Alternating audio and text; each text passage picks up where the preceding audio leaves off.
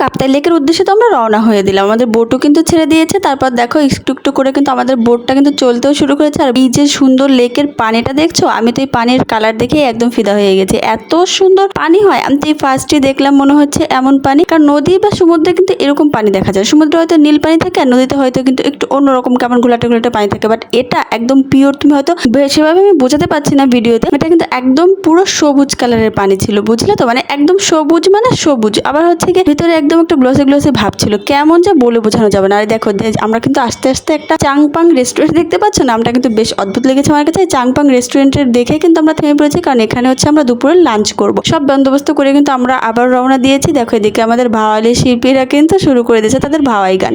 তারা গান গাচ্ছে, তো আমরাও মজা করছি, সাথে সাথে আমরাও কিন্তু গান গাচ্ছি। যতই গান টান গাওয়া হোক, মনটা কিন্তু এখনো সে ওই কাপ্তাই লেকের মাঝখানে যে একটা মন্দির থাকে না, বৌদ্ধদের বিশাল বড় একটা মন্দির আছে, বুঝলে তো? ওটার জন্য মনটা চুইচুই করছে, কখন যে পৌঁছবো কখন যে পৌঁছবো। এর মধ্যে আবার দেখো আমাদের বোটের কিন্তু মেশিনটাও নষ্ট হয়েছে, কি হয় এখনো বলা যায় না।